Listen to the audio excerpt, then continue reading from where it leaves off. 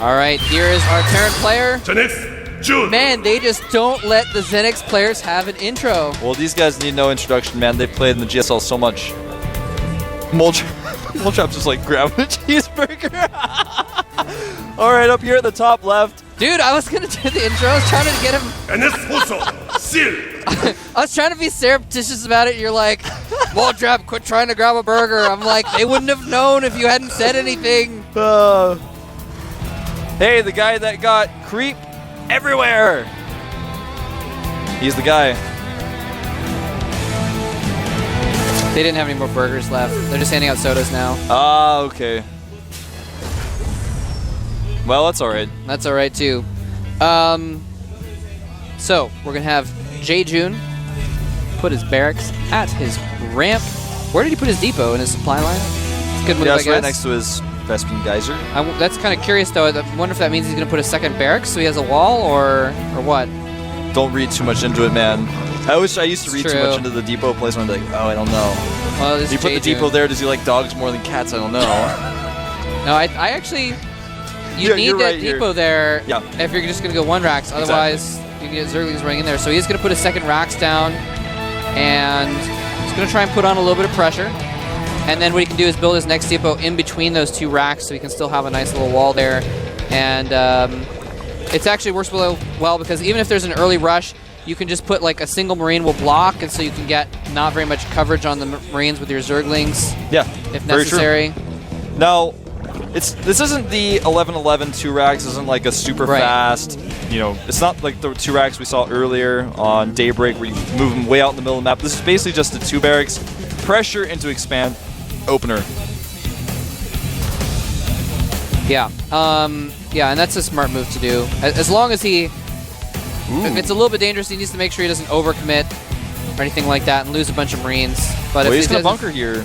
Oh, he's going to put down a bunker. And the Lynx are just they're gonna stop that right in its tracks. Yeah. And SCV is gonna get away. Look at those bunker tracks they got left there. Stopped right in their tracks. What? Did you say bunker tracks? Yeah, man. I said the bunker's gonna get stopped right in its tracks, and the bunker got canceled and left some tracks behind. I wasn't lying to you guys.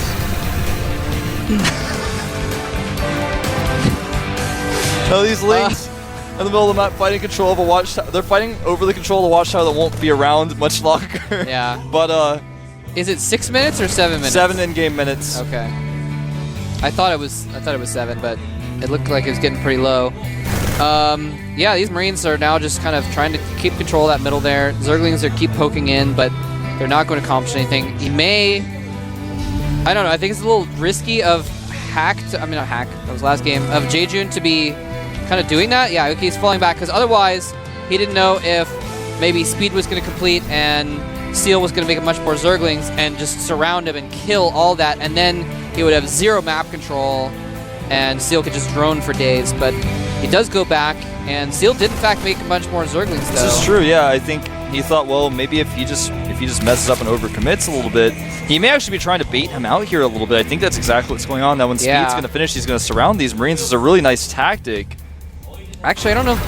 He lost like 4 to 6 Zerglings doing all that baiting, so I don't know if he actually has enough Zerglings to do a surrounding. Yeah, maybe a little bit too much. He's gonna. Both these players are committing a little too much to these things. Yeah, he's gonna try it a little bit though. He's got Zerglings. Well, maybe not.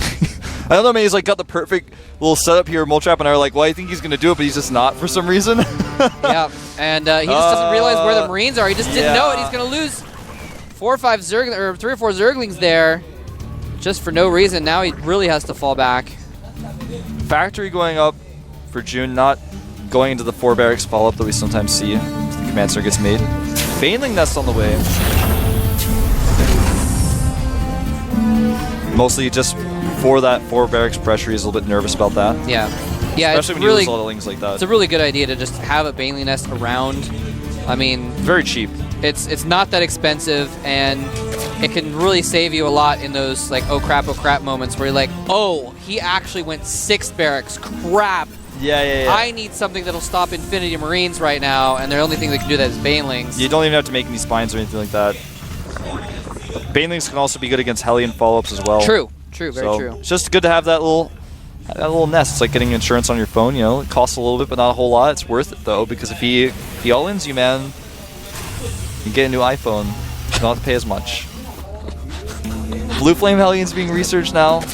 2 Hellions on the way. I hate when I get all-in and someone like steals my cell phone. Well, if you ever make a bet with your friend, you're like, well, if I win this, you give me your smartphone, but if I lose, I'll give you mine. What are you, like, racing for pink slips or something with your phone? And then, no, what happens is, like, you bet your phone on the game, and then if you lose, you can just go to, you know, your local KT store and say, well, here's what happened. See, I lost my phone in the StarCraft bet, but I have insurance, so he'll give me a new one. I don't know if insurance covers StarCraft, but hold that thought. Baneling's coming in. One lands not on a good spot. The rest do land on those Marines, but only kills a handful. He was keeping the rest up in back there as kind of insurance Marines. So if he wanted to, he could just lift that depot and be fine. Marines? Yeah, insurance Marines. How much do they have to pay for those? Quiet. Was it worth it? Yes, it was worth it.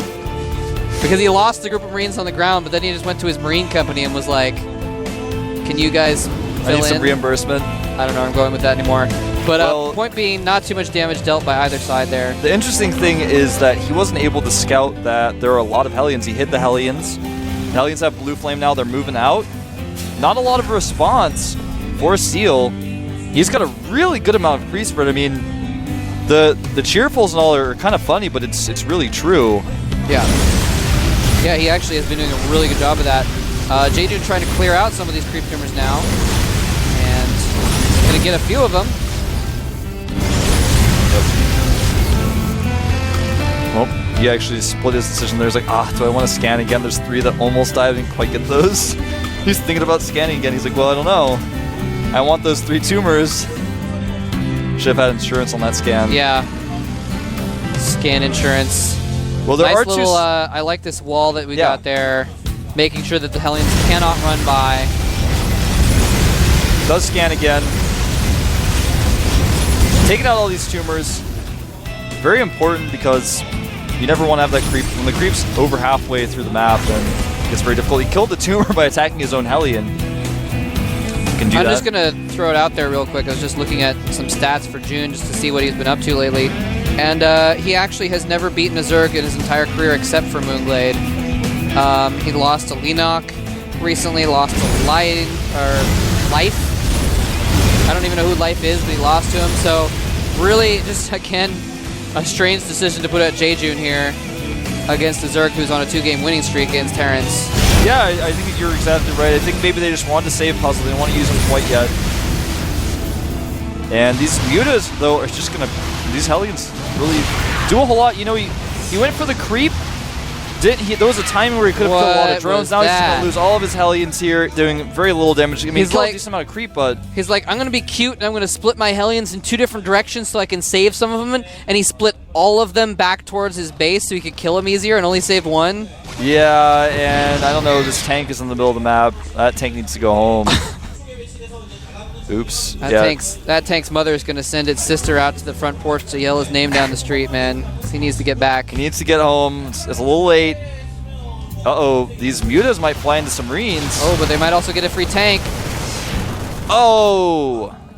Nice. 7 hit points left on that muta, so the tank was free, I guess you could say. It was free, like a burger. Yeah, I don't know, not as free as the burger. The burger itself, you know, the burgers they gave out, they didn't have to micro to get the burger. That's true. You didn't have to. They didn't They didn't take 3 cups and like say, if you choose the right cup, you can have a burger. Then they got it for free. It was completely free. It's like Halloween. You have to do trick or treat. Oh, that muta finally died, or one of them did. Yeah, one of them. And yeah, so Seal now is on 3 bases. I don't know if he's quite droned up that base because there's a large force. J-June does have a pretty good group of Marines. He's got a few tanks alongside as well, so Banelings are not going to be as effective. So Seal does have to worry a little bit here, so it's pretty smart of him to get some units right now instead of trying to drone up too much. I noticed that he just refuses to stem, which I really like, because the Muse are just trying to trick him into doing that. He doesn't have any medevacs out here, so he needs to avoid stemming, and he just so far has. He's got that 1 medevac out healing. That's not enough. Burrow is almost done. When that finishes, he's going to most likely going to try to use these mutas to bait them into the Burrow Banelings, yeah. Yeah, I'm curious how clever Seal can be with that kind of thing. There's a lot of Mews. He's already got 17. That Mews count's getting pretty high. And the third base is just completely uncontested. Yeah, it's relatively undefended. There's not a ton there, but he's just not even attacking it. Oh, and another free tank. Yeah, and even force some of those Marines to stem. But again, like you said, he only stemmed a small group of them, so very smart. He's been very careful about that this entire time. This turret is going to help defend against the tanks, also going to help kill creep. Counterattack over here, not going to be too effective. You guys didn't get a shot of it, but it wasn't effective, so it matters. There are a lot of Zerglings and Banelings there, and I think this may just be a situation where he's just going to get sandwiched from both sides. Here we go. Tons of everything coming from all sides. The tanks get rolled over. The Banelings chasing, and does he land enough? Very little splitting by Jejun, and he loses almost all of his Marines. These Marines are going to get hunted down and slaughtered like animals. Yeah, it's not looking good. There's a few Marines over here trying to help out their brethren. And Seal loses like 30 supply to kill like 100 supply. Well, maybe not 100, but either way, point being, Seal coming out 170 to 94 supply, a huge lead, and again, just is now completely uncontested in whatever he wants to do. He can take a fourth, which he is.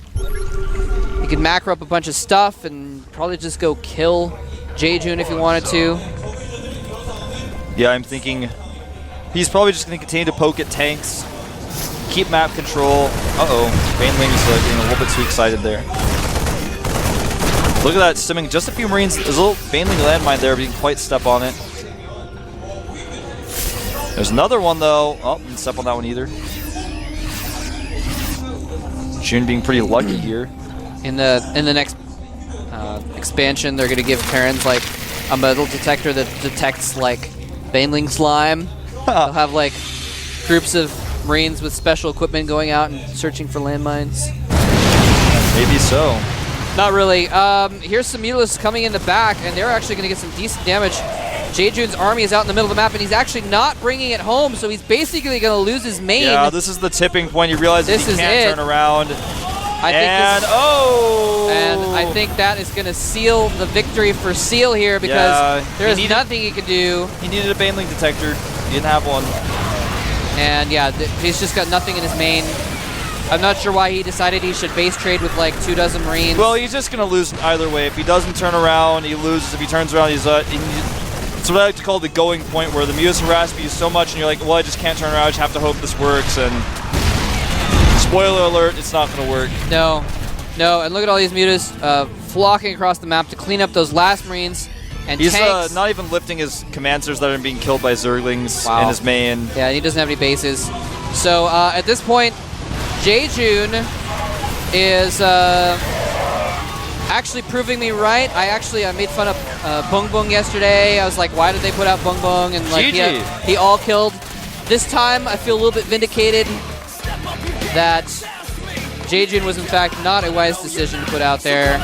Well, I think we all know who's coming out next. Yeah. There's no choice. It has to be Puzzle. Especially since there's only like 2 people left on the bench. Yes.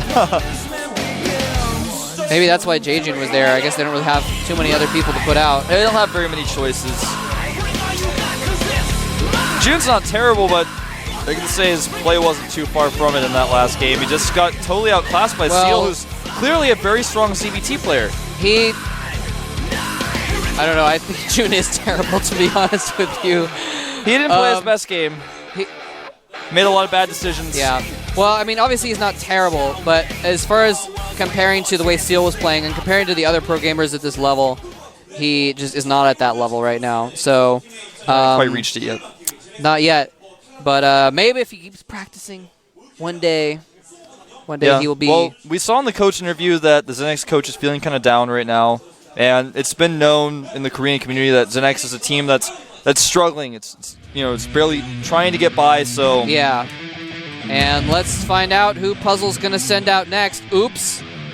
Is it going to be Line, though? Because Line looks excited. It's going to be Line, man. It is Line. Never mind. Line, his CVC is really strong, so maybe why they're choosing him here. But can he beat the rest of the players? Yeah, can he beat the rest of the team? Yeah, that's that's the decision that sometimes you have to make. You're like, well, we got to at least get one more win here, or do you decide to pick a player who's maybe a little bit more well-rounded? But anyway, his new ID, of course, is Suho Shin. You said that's his name? Yeah, it's his name, I believe. So, decided to use that as his ID as well. Interesting. Lion, very classic ID. He's actually used that since open seasons of GSL. He was around back then. Yeah, he's been around for a while. And, yeah, I don't. Oh, that sounds like we're going to take a quick break. Yep. So do not go anywhere. Just come back in a few minutes. We're going to have possibly the last game of the match, or will Lion advance it further? Let's find out at the GSTL.